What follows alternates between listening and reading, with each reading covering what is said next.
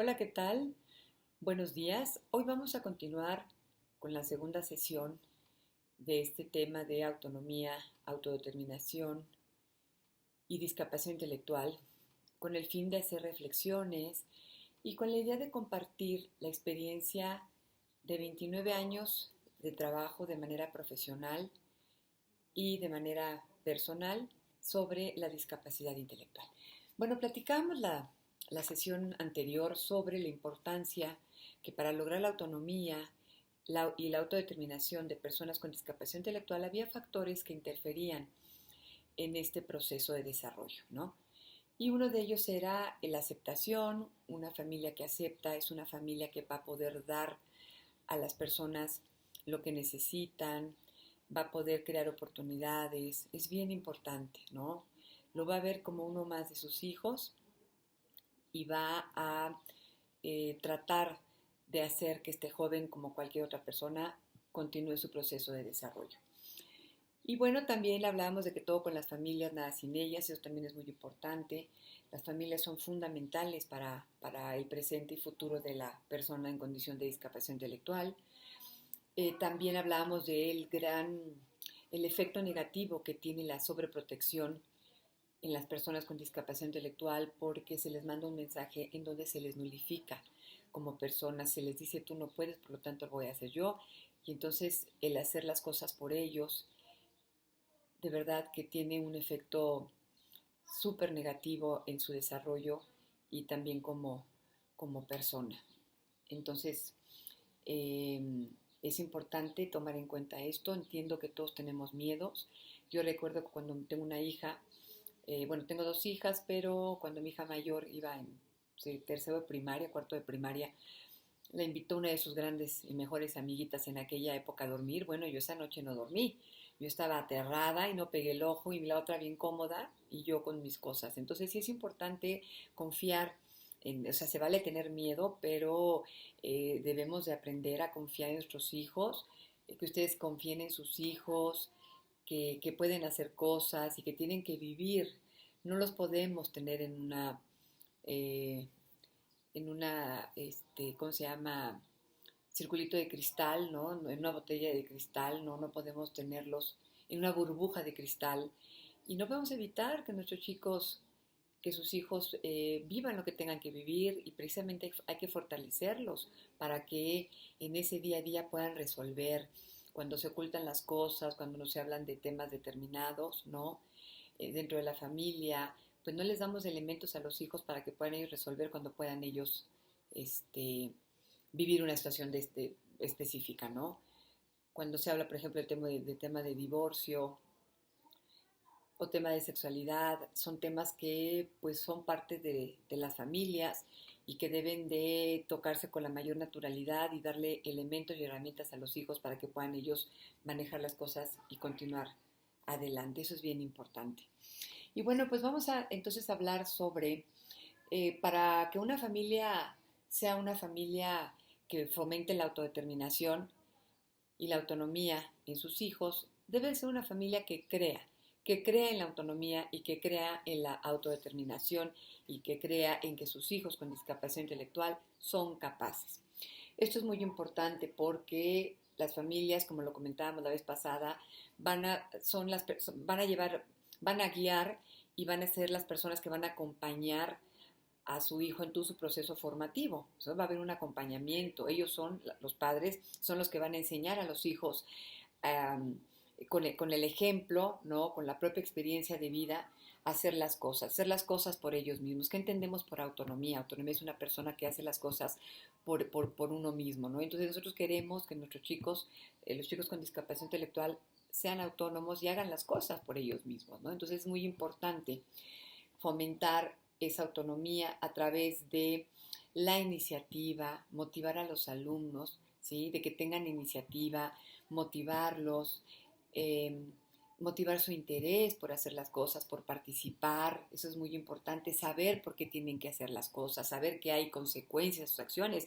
Si un joven no se quiere bañar, ¿sabes qué? No te bañes, no te quieres lavar los dientes, no te laves los dientes. Pero la consecuencia va a ser que las personas a tu lado te van a decir que hueles mal y no te van a aceptar en su círculo social porque es una persona que no tiene una higiene personal adecuada. Entonces, mucho con ellos es de vivir las consecuencias, enseñarles. Acuérdense que un hábito, ¿no? Una conducta se convierte en hábito después de 20 o 30 días de estarlo repitiendo constantemente, ¿sí? Entonces vamos a convertir esas conductas que queremos en hábitos y hacerlo de manera constante, ¿sí? Probablemente muchos de ellos van a requerir de apoyo, se les tiene que dar ese apoyo, ¿sí?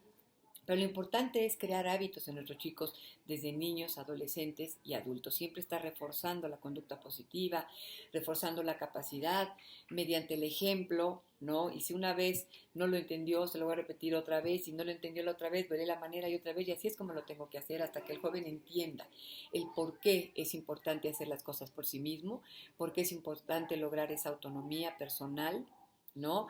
Porque eso le va a dar la posibilidad de ir avanzando en todo su proceso de aprendizaje y de desarrollo.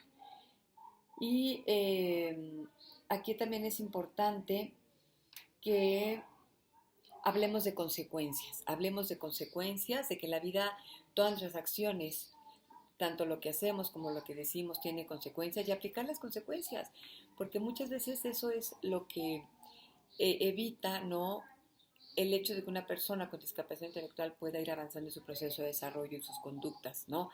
Me he encontrado con algunos papás que me dicen, a ver, maestra, ¿cómo le voy a exigir? ¿Cómo lo voy a castigar si ya tiene la discapacidad?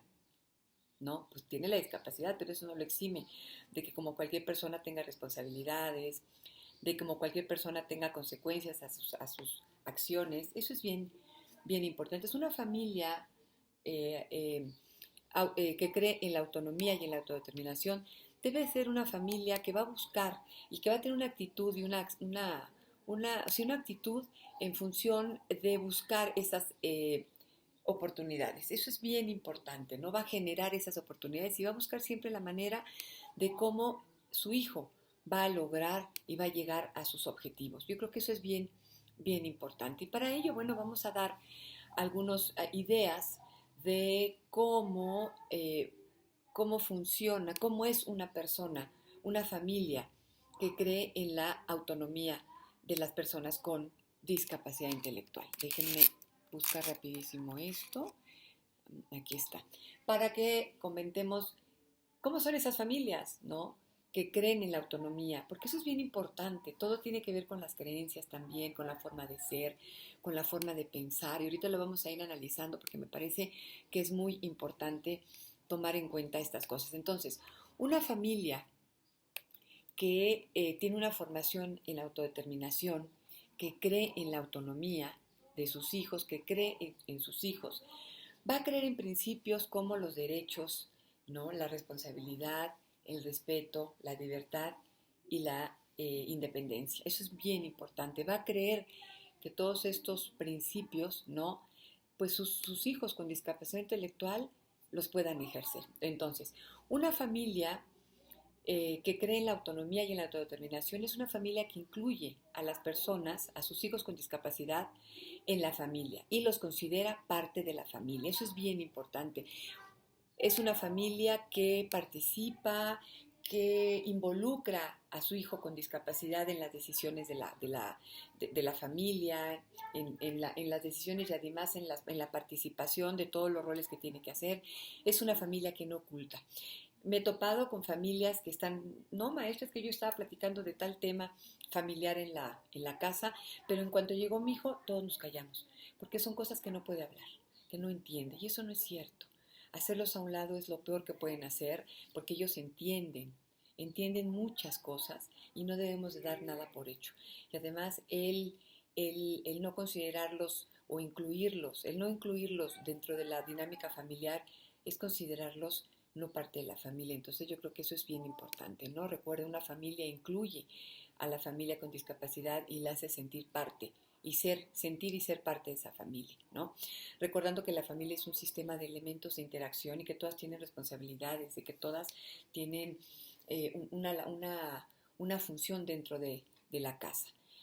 También hemos visto que en ocasiones la familia ha sido la que interpreta y excluye a la persona con discapacidad, ¿sí? Es decir, decide por ella, piensa por ella y toma decisiones por ella. Y esto lo hemos visto y lo vemos constantemente en las familias de personas con discapacidad, en donde estas familias no los toman en cuenta, los nulifican y los visten como quieren. ¿Sí? Hemos visto jóvenes, adolescentes que se visten como niños chiquitos, porque se cree que piensan erróneamente que las personas con discapacidad intelectual son niños eternos, y no es cierto, eso es una mentira.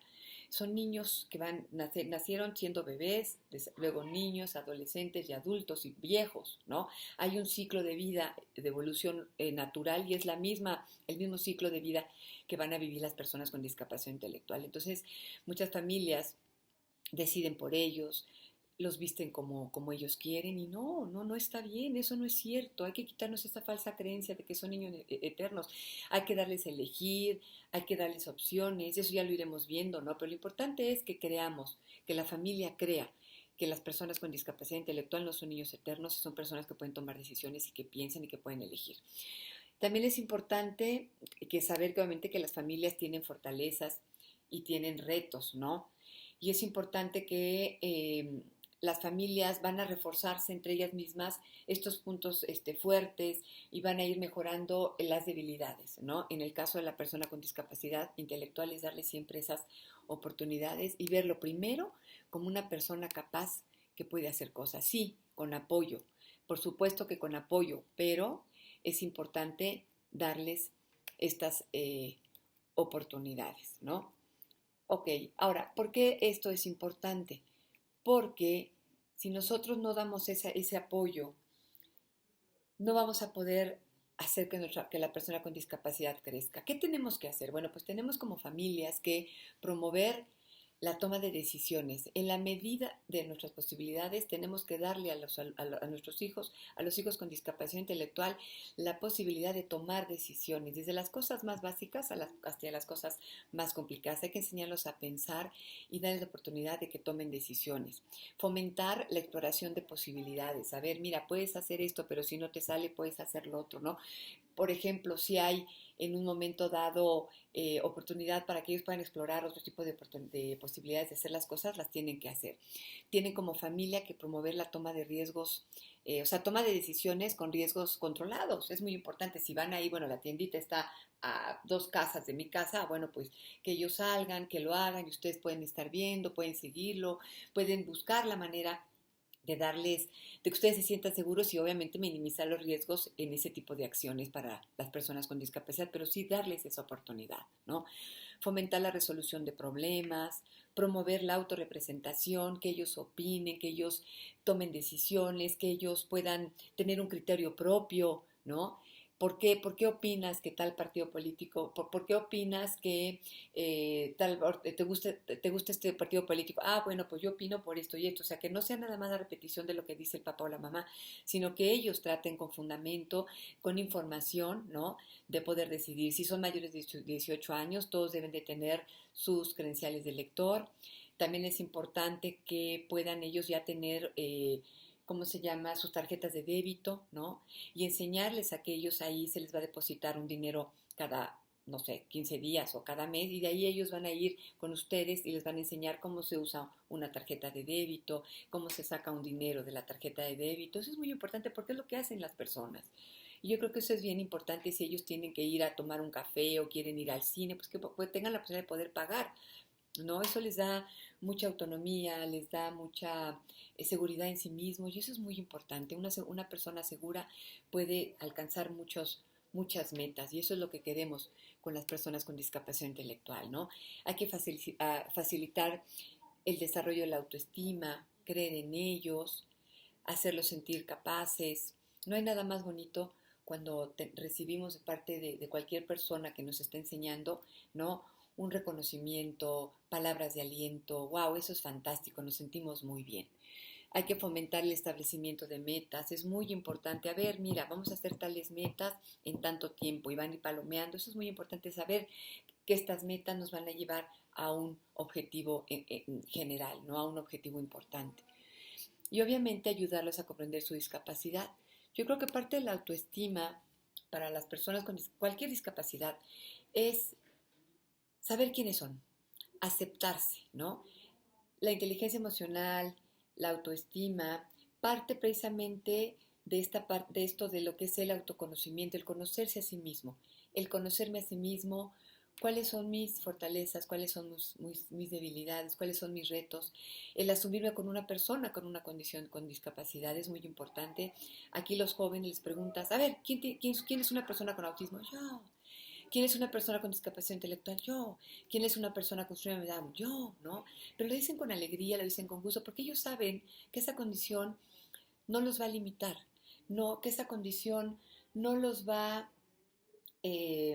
no va a ser, ¿cómo les explico? Que esa condición no hace que sean quien son, ¿sí? Esa condición es parte de sus características como persona.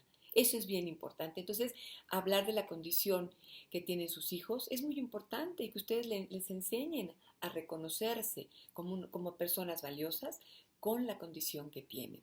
Porque nos pasa de repente que hay jóvenes con síndrome de Down, con discapacidad intelectual, que no conocen su condición y entonces viven en una gran frustración porque es que yo no puedo hacer esto, yo no puedo hacer lo otro, pero ¿por qué? Porque soy diferente. Bueno, es que todos somos diferentes. Entonces, el trabajar con ellos, el autoconcepto y el aceptar su condición es muy importante, de verdad es muy importante, marca una gran diferencia entre el hacer y el no hacer, ¿no? Entre el poder y el no poder en cuanto al autoconocimiento y el autoconcepto de las personas.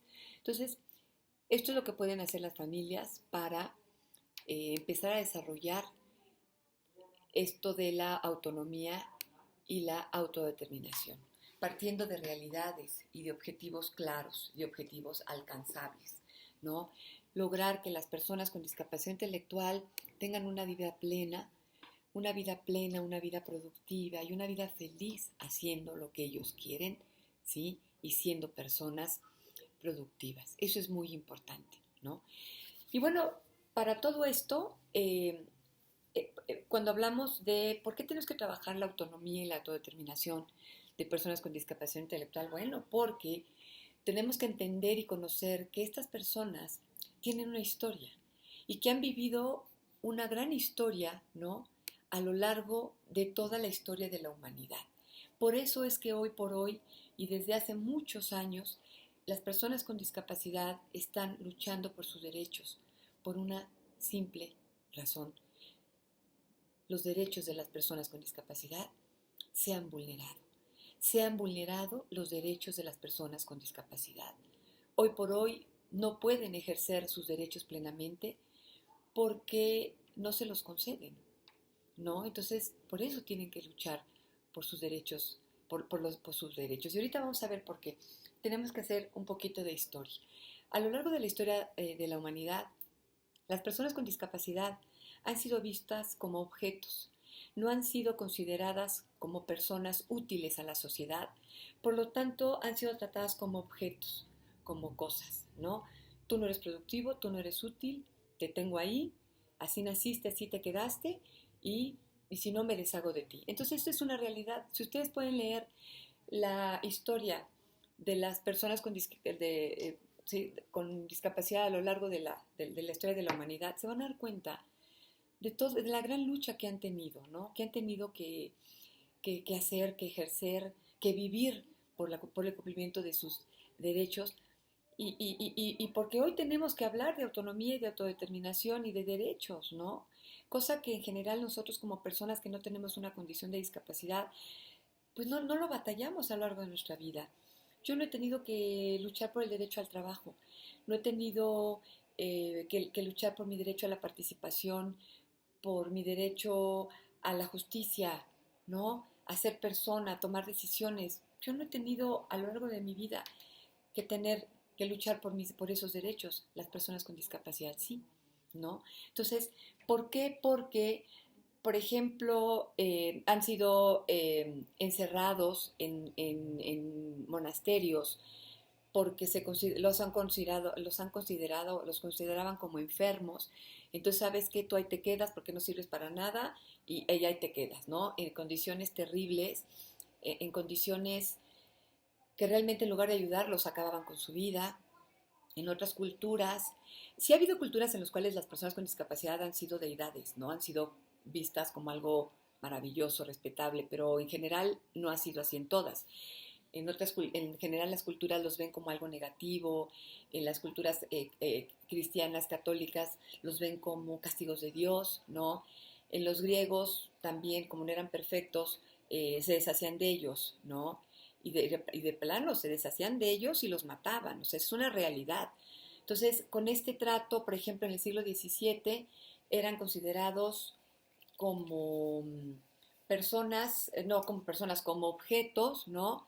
Que podían ser utilizados para divertir a los demás, ¿no?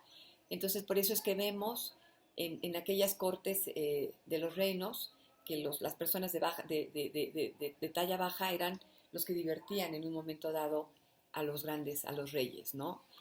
Cuando en el siglo XVII había circos, estos circos freak, así se llamaban, en donde se utilizaba a estas personas pues para verlas como personas raras, como personas diferentes por alguna eh, situación física que tuvieran.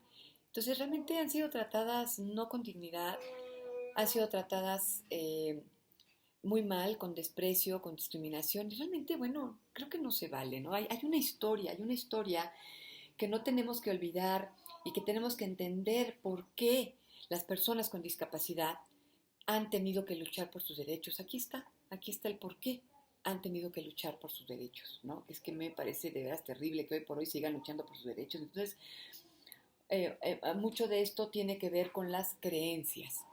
Todas esas creencias que han hecho que se vea o que se veía a las personas con discapacidad como objetos y como personas no útiles a la sociedad, afortunadamente han cambiado, pero hoy por hoy todavía seguimos batallando con esas grandes barreras que enfrentan las personas con discapacidad y una de las barreras más difíciles de derribar son estas barreras actitudinales.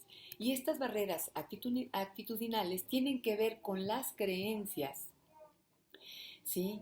Que crean actitudes negativas que obviamente van a generar contextos desfavorables para la inclusión social y que obviamente no van a contribuir al desarrollo de la persona con discapacidad y van a contribuir precisamente a generar otro tipo de barreras. Entonces, a mí me parece que esto es algo muy importante. Entonces, imagínense, si la sociedad a lo largo de toda la historia de la humanidad no cree en las personas con discapacidad, ¿sí?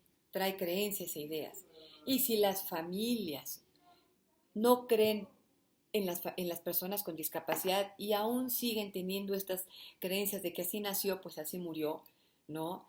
La persona no merece ningún respeto, no merece ninguna oportunidad porque no puede. Entonces estamos hablando de creencias y estas falsas creencias nos van a traer actitudes y comportamientos en contra. Por eso es muy importante que desde la familia podamos ver a la persona con discapacidad como un ser humano valioso, como un ser humano capaz, ¿no?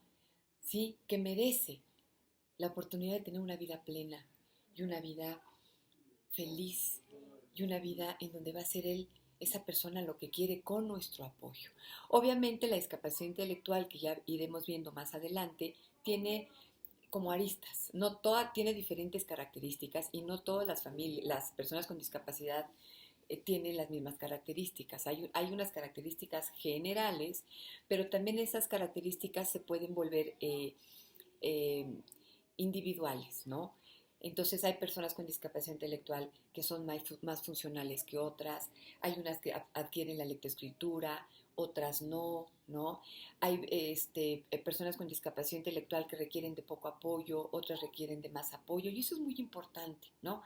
Lo importante es ver a la persona con discapacidad como una persona capaz de hacer cosas y nosotros como maestros, como familia y como sociedad, les tendremos que dar los apoyos que necesitan, ¿no? Para lograr esa autonomía, esa independencia y esa vida plena.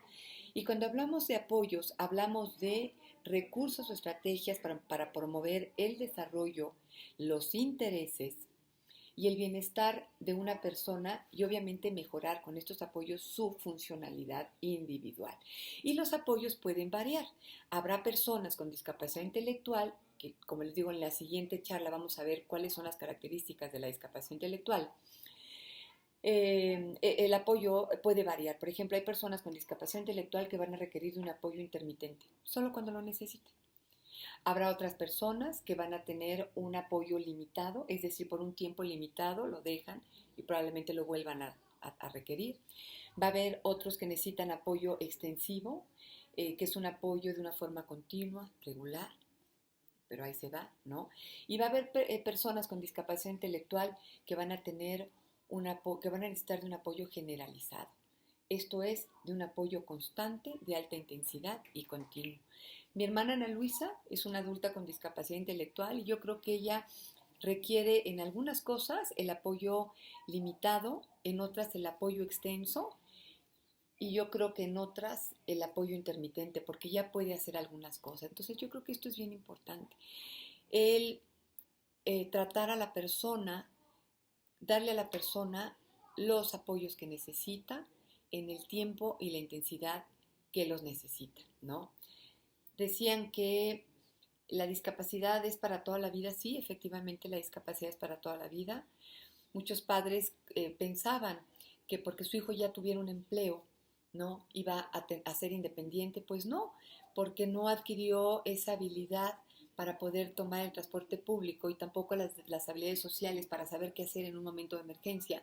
Entonces, sin embargo, eso no lo limitó porque el joven va a trabajar, pero lo llevan los papás, lo llevan y lo recogen. Yo creo que esto es bien importante, tomar conciencia y conocer perfectamente al hijo, ¿no? En condición de discapacidad para conocer cuáles son cuáles son sus retos, ¿no? Y cuáles son sus fortalezas y darle de acuerdo a eso los apoyos que va necesitando, ¿no? Hay jóvenes, por ejemplo, que trabajan, ¿no? O son muy autosuficientes en su vida, pero no manejan el dinero porque esa parte les cuesta mucho trabajo. Pero hay otros recursos que les podemos dar para que ellos, ahora con los teléfonos, bueno, es maravilloso, ¿no? Esto de mensajes de voz.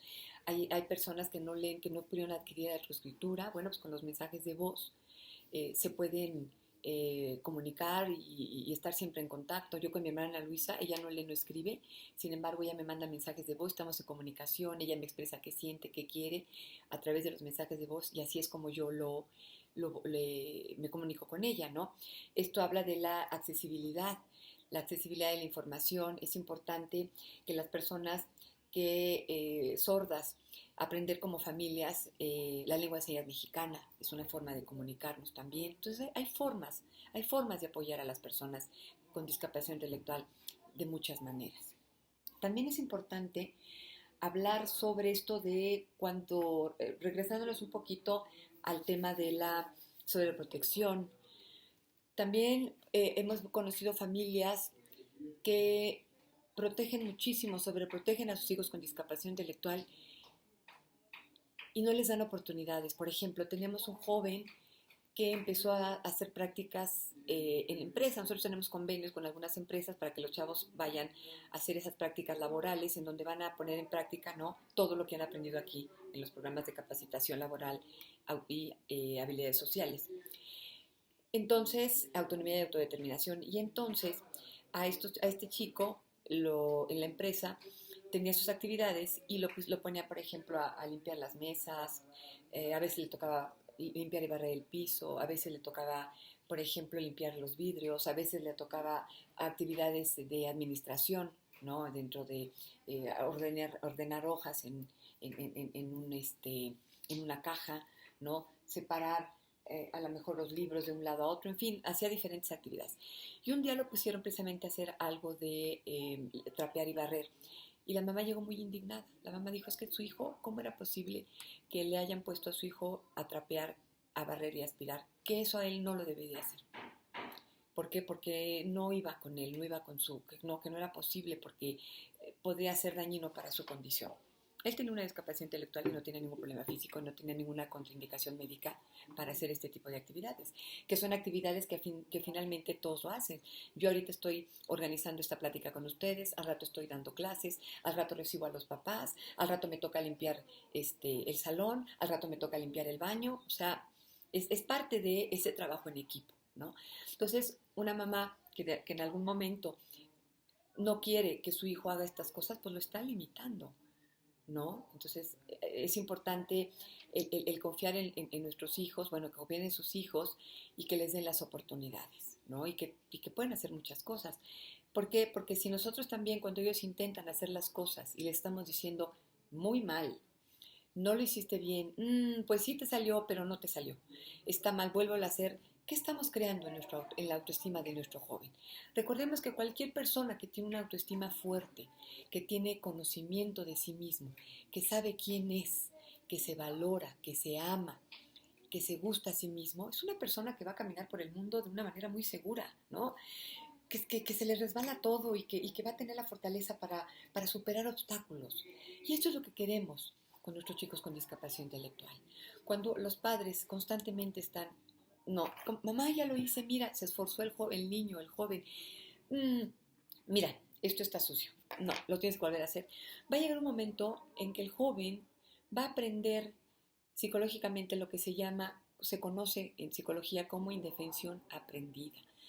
Tanto le estamos diciendo al niño o al joven que no hace las cosas, que no las hace bien, que va a llegar un momento en que él va a aprender a comportarse de manera pasiva. ¿Para qué hago las cosas si no puedo hacerlas? ¿Para qué hago las cosas si me van a decir que no soy capaz? Pues mejor no las hago. Eso se llama indefensión aprendida, ¿no? Y esto es lo que no debemos de fomentar en los alumnos, en los hijos, en las personas, de nadie, pero menos en una persona con discapacidad intelectual. ¿Qué pasa? A nosotros nos llegan jóvenes adolescentes de 12, 13, 14, 15, 16 años a CEPAG con un problema de indefensión aprendida tremenda, tremenda, que cuando los poníamos a trabajar me decía, no, eso no puedo, me cuesta mucho, pero no puedo, ¿para qué lo hago? Sí, ya sé que no puedo. Ya con una actitud de derrota, con una actitud derrotista tremenda, muy fuerte, terrible, que ningún niño, ningún joven debe de tener, porque todos somos capaces. Entonces, la sobreprotección va a llevar a los hijos a los hijos con discapacidad intelectual cuyos padres actúan con esa sobreprotección a nulificarlos y a no hacerlos sentir capaces de hacer las cosas. La indefensión aprendida va a llevar a estos niños y jóvenes a no esforzarse. ¿Para qué hago si ya sé que no puedo? Entonces van a tomar una actitud pasiva, ¿sí? Y eso obviamente no está bien. Y por otro lado también es importante que los padres acepten y reconozcan quién es su hijo, ¿no? Como dice, nadie es monedita de oro, ¿no? Todos saben que tenemos nuestros pros y nuestros contras. Y los padres deben de ser muy conscientes, como padres debemos ser en general muy conscientes de quiénes son nuestros hijos y qué cosas hacen, ¿no? Hemos tenido experiencias con padres que de repente les decimos, tenemos nuestros reportes, ¿no? Así como en cualquier escuela, tenemos nuestros reportes de seguimiento de conducta para ir trabajando, etcétera. Y cuando citamos a la mamá y le decimos, oye, mira, pues queremos platicar contigo porque pues tu hijo durante la semana dijo tales groserías, ¿no? Palabras altisonantes fuertes. No se lo decimos ni en manera de enojo, ni en manera de reclamo, sino porque queremos mejorar estas habilidades sociales que le van a permitir al joven o al niño relacionarse bien con los demás y tener un respeto para él y para los demás. Y la respuesta que hemos obtenido de algunos padres es, ¿mi hijo? No, no, espérate, no. ¿Y de dónde las habrá aprendido? ¿Dónde? O sea, ¿quién se las enseñó? Porque en la casa nadie habla con groserías. Le decimos, en vez de que nos digan, oye, sí, bueno, voy a platicar con él, vamos a tratar de platicar con él para que no las digan, ¿no? Finalmente, todos sabemos groserías, todas las personas sabemos groserías. Lo importante es saber dónde las decimos, con quién las decimos y en qué contexto, ¿no? En mi casa yo probablemente podré decir algunas malas palabras porque probablemente estoy en mi casa, estoy en confianza, pero no las voy a decir en mi trabajo, ni las voy a decir a mis alumnos, ni a las personas que no conozco, ni aún conociendo personas, no me voy a referir a ellas con groserías. Entonces, eso es lo que queremos que los alumnos aprendan y no lo vamos a hacer mientras una mamá o un papá nos diga, no, es que esto no es cierto.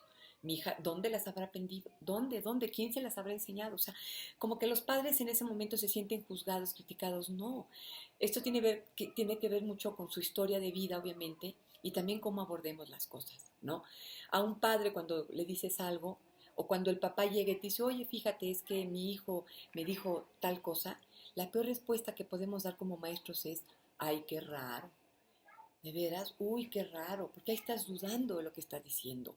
No podemos obtener esas respuestas. Hay que decir, ah, muy bien, lo voy a anotar y lo voy a investigar, y vamos a trabajar y vamos a darle el trato que merece esta situación que me estás comentando, ¿no? Hay una gran diferencia. Entonces también hay papás, por ejemplo, que llegan a tener esta respuesta con nosotros de negar porque probablemente se sientan criticados, se sientan juzgados por la historia que han tenido y también porque no aceptan y no reconocen que su hijo es una persona que puede decir groserías, que puede portarse mal, que puede ser grosero, ¿no? Y que requiere, obviamente, de un acompañamiento, ¿no? Para aprender, pues, cosas que le van a favorecer, ¿no? Eso nos ha pasado cuando les decimos a los papás que, te digo, algunos de sus hijos dicen groserías. Cuando llegan, por ejemplo, a pegarle a algún joven que están enojando, siempre tenemos ese control emocional, esa inteligencia emocional. De repente estás de malas y para que te le sueltas un empujón a un joven, a un compañero. Se lo decimos igual a los papás. Y de repente hay papás que nos dicen, no, es que mi hijo no pega. Nadie le ha enseñado a pegar. No, no estás mal, no, no, no, ¿no? O les llegamos a decir, ¿sabes qué? Fíjate que hace tiempo, un compañero hace tiempo, ¿no? Le dijo a tu hijo alguna cosa que no debía, se burló de lo que sea. Pero ya pasaron 2, 3 años, o 2 años, o un año. O a lo mejor fue una situación en línea que le dijo. Y cuando nosotros le decimos a la mamá, mira, aquí está el joven, él es el joven que en algún momento, pues fue, salte por favor, corazón, gracias. Llegó un momento en que le dijo esto, ¿no? Pero ya pasó. Entonces yo creo que hay que comentarlo con tu hijo, pues para que lo entienda. Entonces la primera respuesta que decimos es, uy, es que mi hijo no olvida. Esas cosas no las olvida. Entonces es cuando nosotros nos vemos limitados en nuestro trabajo con nuestros alumnos, si no estamos apoyados por las familias, ¿sí? Si no estamos en el mismo canal de las familias, ¿no? Yo creo que eso es bien importante porque lo que queremos es hacer un trabajo en conjunto. Cuando las familias eh, no son conscientes de quién son sus hijos, de quiénes son sus hijos, ¿no? Cuando les decimos, bueno, no, es que mira, habla con un tono de voz muy elevado y dice malas palabras, entonces, bueno, vamos a platicar y a trabajarlo. Lo primero que te dicen es que, ¿cómo no va a gritar si en la familia todos gritan? Entonces, cuando las familias justifican las malas acciones, los malos comportamientos de sus hijos, los están confundiendo y no los están ayudando, ¿sí? A ser personas autónomas. No las están enseñando a ser personas que pueden relacionarse con los demás de manera conveniente. Y eso es algo muy delicado que vamos a ir viendo un poquito más adelante porque este tema es muy amplio, ¿no? Hay mucho que compartir, hay mucho que platicar y hay mucho que reflexionar. Y para la siguiente sesión vamos a platicar sobre qué es la discapacidad intelectual, cuáles son las características que tiene la discapacidad intelectual, cómo piensa un niño con discapacidad intelectual, porque eso creo que nos va a ayudar mucho a entender todo esto que estamos eh, eh, viviendo, pasando, que experimentamos día a día con las personas con discapacidad intelectual. Entonces, para cerrar, es recordar que las familias son la base para el apoyo de las personas con discapacidad intelectual, que nosotros como familias tenemos que dar oportunidades, tenemos que dar apoyos, pero sobre todo tenemos que creer en las personas con discapacidad, ¿sí? Y poner el ejemplo. Como nosotros los tratemos y como los demás vean que tratamos a nuestro hermano o a nuestro hijo con discapacidad intelectual, los demás lo van a tratar, ¿no? Como se los comenté, somos agentes de cambio, somos agentes de que vamos a hacer que las personas puedan darse cuenta qué tan capaces son las personas con discapacidad intelectual.